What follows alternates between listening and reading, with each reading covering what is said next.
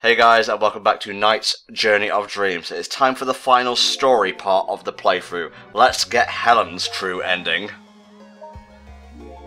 And the final appearance of Jelly Hands for the story. Oh, beautiful, graceful jelly hands. There it is, flippity flapping in the air. I wish you'd never pointed it out to me. It haunts my dreams. Now, something I feel I should probably bring up now, because we haven't brought it up throughout the entirety of the playthrough, and I know you wanted to bring it up, Carter, but I'm bringing it up now. Fair enough. You've probably seen on all of the loading screens, at the bottom right-hand corner, there's a little thing that says, like, first night, second night, fourth night, what have you. That actually tells you how many times you have played a session as that character. Okay. So, each time you boot up the story, that counts as a night. That's kind of cool, actually. Oh my god, it's like when you turn on the game, you're going to sleep. Exactly. It is an interesting idea, but I do kind of wonder why did they add it? It's a little detail which I'm like, yeah, weird. Okay. Question not the reason why, Kato, just accept it. I've got to learn that. Don't we all? Don't we all?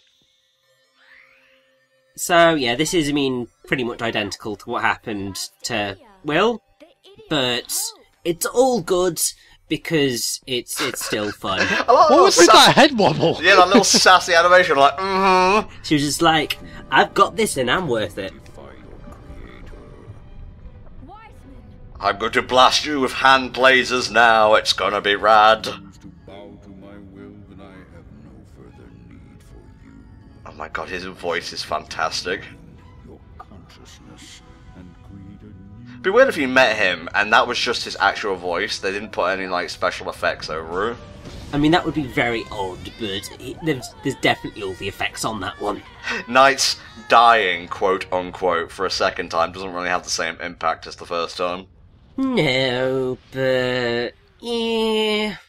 And Wiseman gets away with the ultimate gobstopper. Ah, yes. Oh, you said ultimate gobstopper and now I'm sad because Gene Wilder passed away recently at the time of this recording. Yeah. So sad. 2016 is literally trying to kill off every single beloved celebrity that is still alive. You see, the thing about that is, I read this thing on NeoGAF, where they're like, oh, I hate the meme where people say, oh, 2016 is brutal. So, people die every year. It's like, are you so cynical that you have to put it down to being a meme?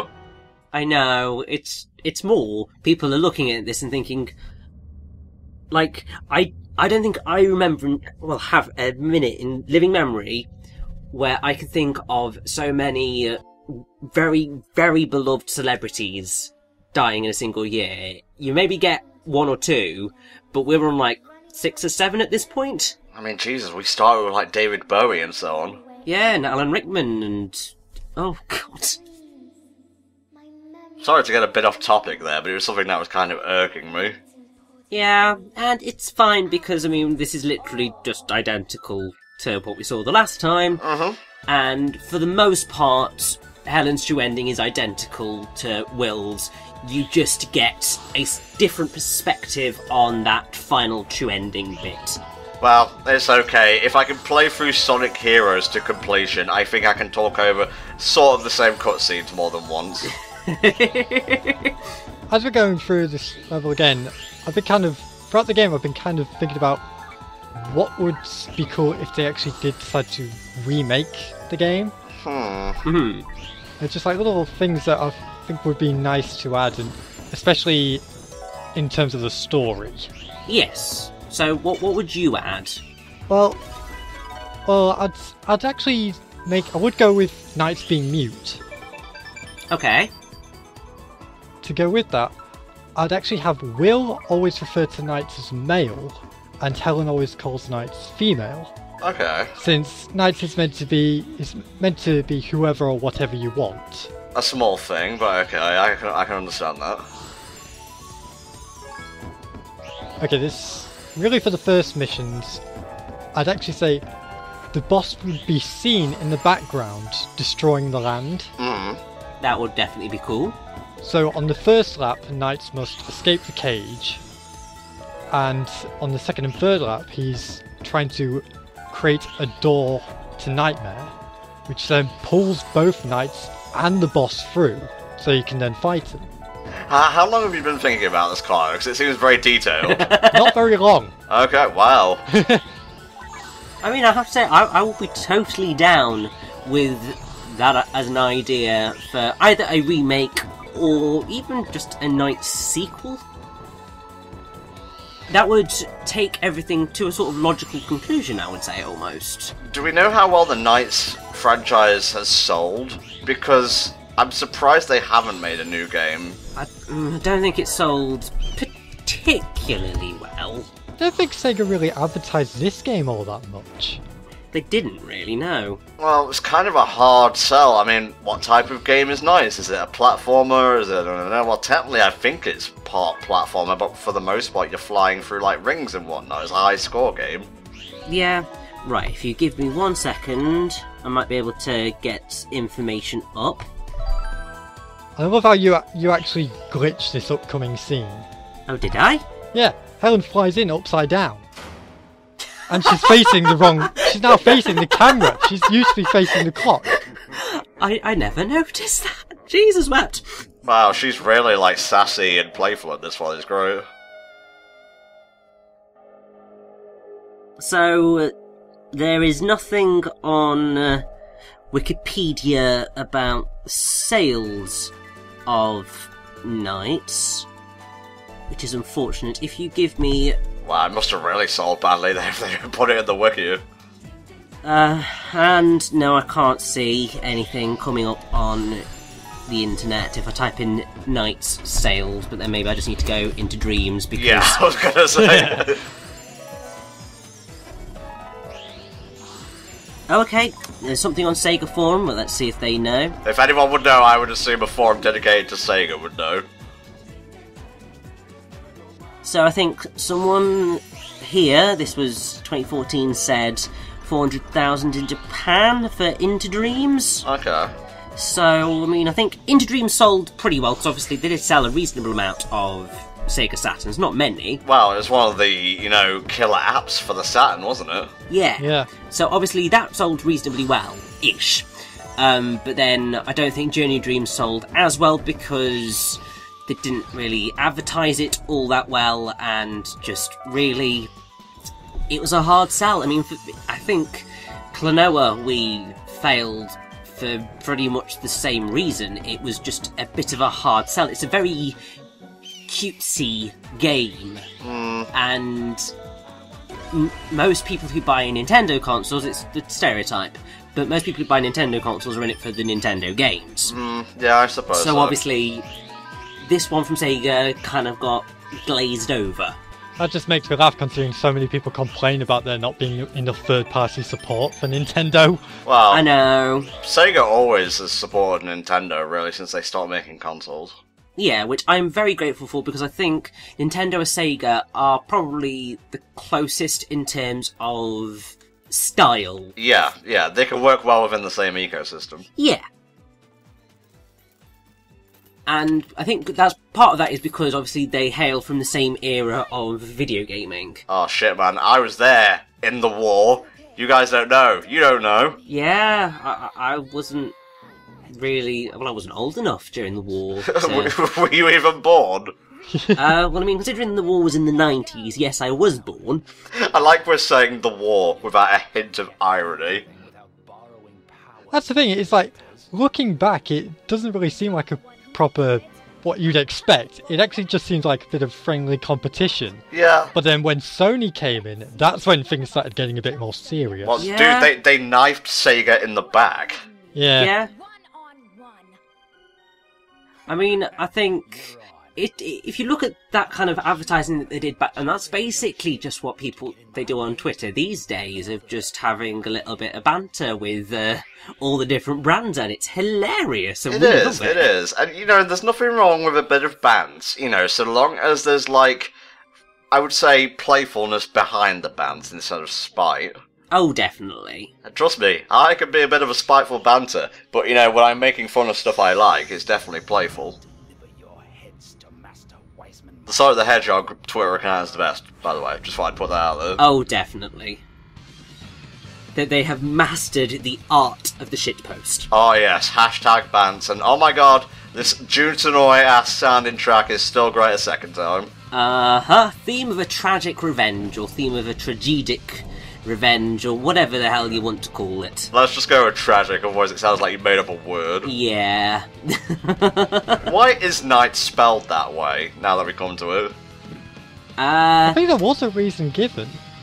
There probably was a reason given. Bear with us a sec. It's like when people spell my name, capital N, lowercase t. Nintom. Yeah, Natom. You capitalise it, alright? Sorry, it's just kind of stuck with me over the years.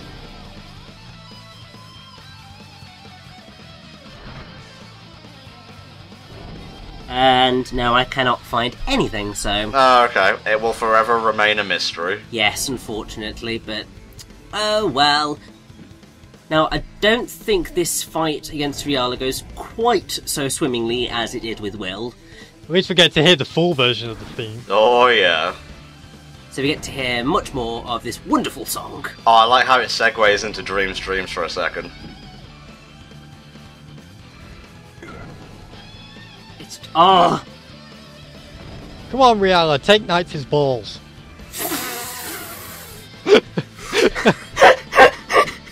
Kato! Really? That funny? No, I'm just like, really? Very immature, but I just couldn't help it. All the fanfiction that already exists. Yeah, And yeah. you choose to make it worse. It existed back in the 90s. Did it ever? Yeah, you're not doing as great as you did in Will's story, and I noticed that even on Bellbridge, when he tried to go for the bird and he just kind of like gracefully swooped around it. I know, it happens. I mean, people would say that this is because Journey of Dreams' control isn't quite so excellent in its fluidity as Into Dreams was, so it's very easy to slightly mess up. That sounds like something Flame would say. Yeah. This fight, the challenge is because you're spinning round a massive meteor and you're trying to aim it. That's where the challenge is getting your trajectory correct. And there's always the potential that Riala will fly out of the way before you fired. So it is certainly more challenging than a normal fight would be otherwise. Oh yeah, that was sick! Well, I just had to try and make it much more epic, a last hit, considering the fight itself hadn't gone so swimmingly.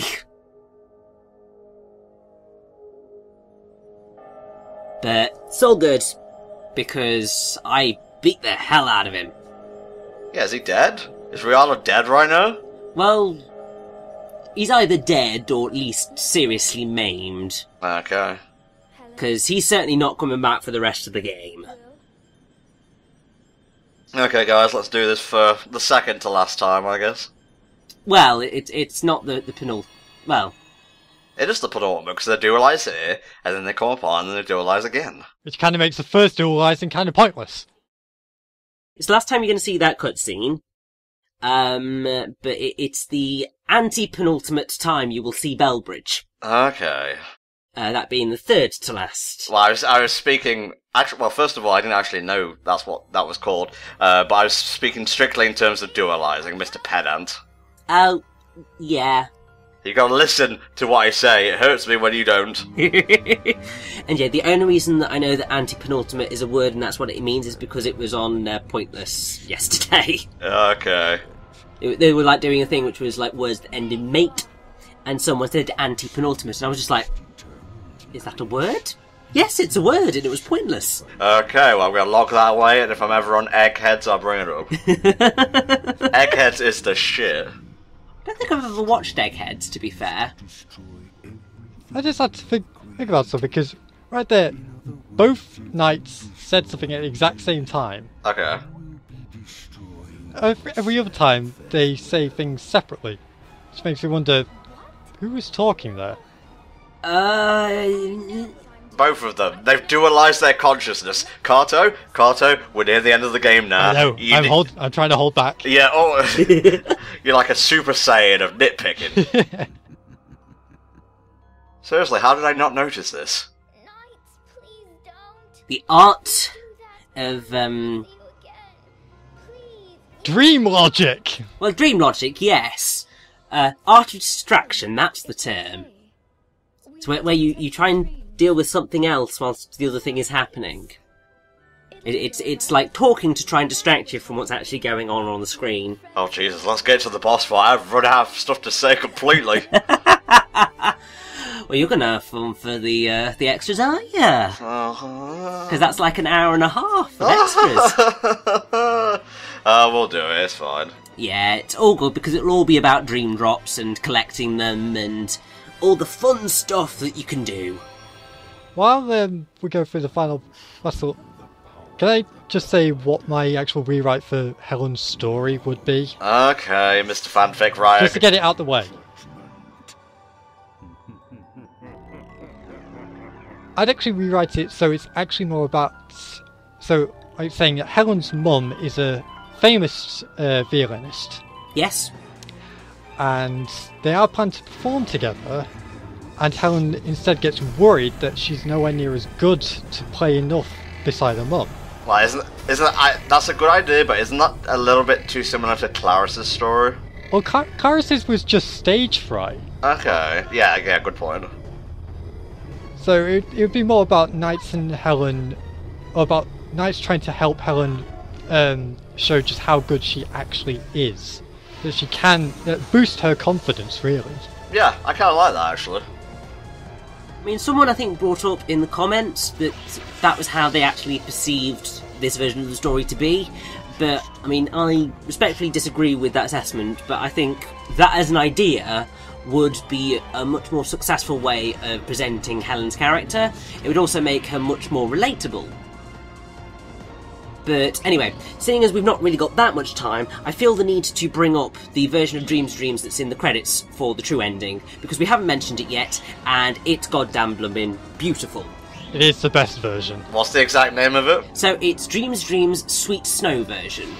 And you may find it very interesting that the singer in the Sweet Snow version is Jasmine Allen, who you may recognise as being the girl who sang Dreams on the original Nights into Dreams soundtrack. Oh, wow. So she is the original girl who sang Dreams, and she came back to do another version. She's improved, I can give her that. Well, definitely. She's amazing now. And it's a phenomenal version of the song. And then the fans got in contact with the person who was the boy in the original version and got him to do a fan version of Sweet Snow.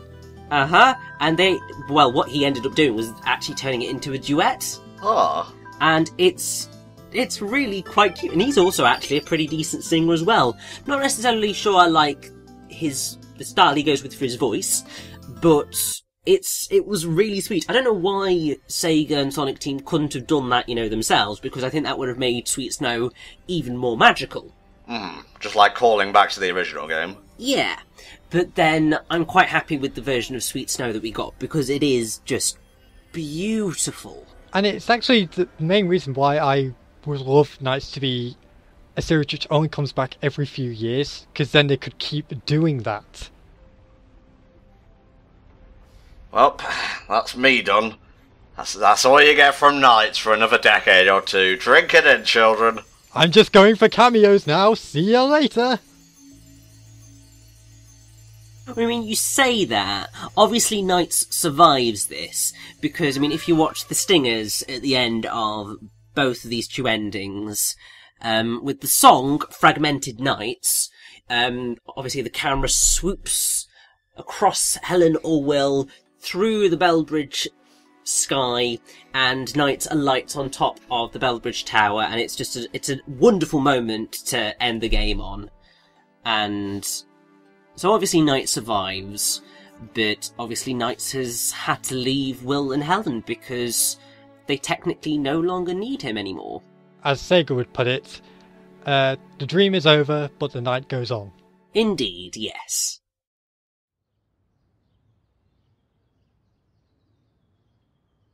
Alright, it's time for the recital. Uh-huh, and the wonderful sonatines for two violins. I love this piece of music. I also love the piece of music that we're going to hear in a little bit. And it's is actually the piece that I named this part after. Because obviously, my old playthrough, I had different naming conventions to what Tom's gone with. Well, yeah, every single part has the word dream in it for me. Some more creative than others, but whatever, it's a theme, I'll stick with it. Do we ever see Helen's dad? No, just the same as we never see Will's mum. It's one too many models to make, Tom.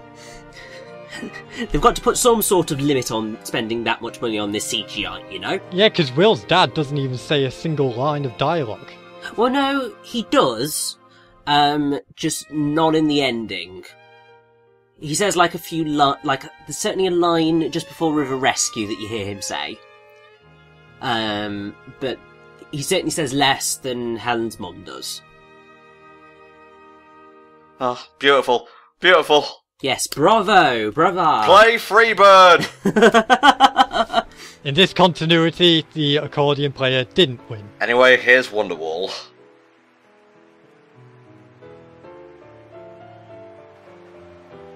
I say this is a random point, but I really do love it when you hear instruments that don't normally play songs. So like a violin playing Freebird can just sound amazing. What is it, Vitamin String Orchestra that does covers of like rock songs and whatnot, like Don't Stop Believing? Oh, it's just wonderful. But yes, this is Helen's bit of the true ending. Now obviously you should recognise this concert hall, because obviously it's the basis for Sky Concert. Mm-hmm. And yes, Helen's going to play a wonderful little tune for her mother, which on the soundtrack is called Memento for Nights, or Memento of Nights. Oh, she's playing for a lost friend. This is actually kind of sweet. Oh, it's so wonderful. But it's going to get a bit stupid. I haven't even played yet, Mum, but thanks.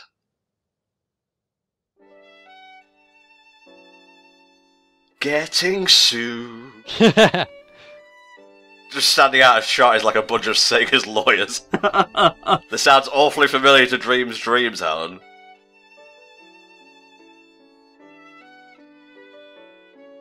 Oh wait, I'm meant to be scared. Oh yeah.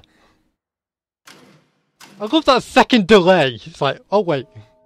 I know. And then the other thing that slightly confuses me about this is that Helen's mum's there. Why doesn't she go to her daughter going, Exactly. It's okay, Helen, it's okay. You don't interrupt the person playing, okay? Well, no, I mean, after the lights go out. I'm just going to let this random kid come up to my daughter. Yeah, but then it's fine because it's a lovely ending and you get the snow and the sweet snow and just... I don't even care that there's a bit that doesn't make any sense. What actually happened is that their parents just got sucked into Nightmare. No, I like to think that their parents fell in love and they were all one big happy family. Why am I reminded a little bit of the ending of Lost Future? Because of the snow and the music and the night. That's Leighton 3, by the way. I'm just very shallow. I like to compare things arbitrarily. Okay, guys, that's it for the story of Knight's Journey of Dreams. We'll see you next time when we start the extras.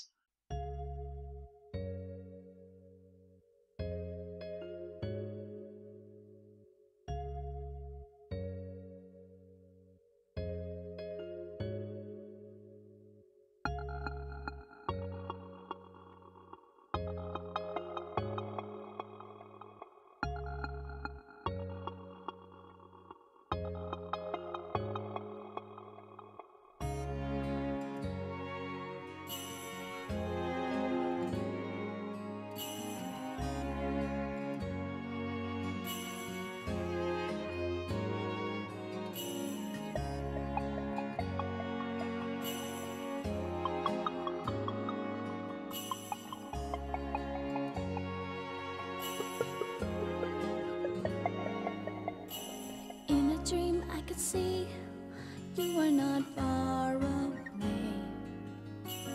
Anytime, any place, I can see your face. You are that special one that I've been waiting for, and I hope you're looking for someone like me in my dreams.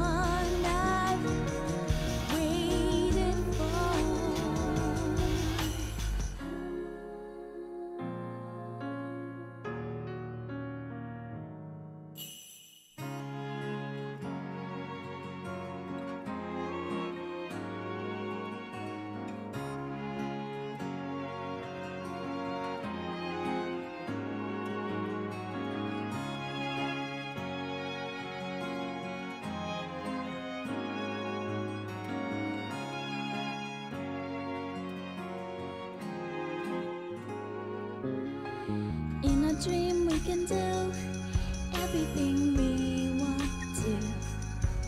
There's nowhere I'd rather be, oh, but here with you. Stars above light the way, only for you and I. I'm so glad I found the one I've been looking for. Keep a dream of the one you're hoping for. Love can come through an open door. Just be strong, and you're sure to find the one. In the night's dream delight, I want to see you standing there. In the night's dream delight, I found someone who really cares. In the night's dream delight, I want to see you smile again. In the night's dream delight, you are the one I've waited for.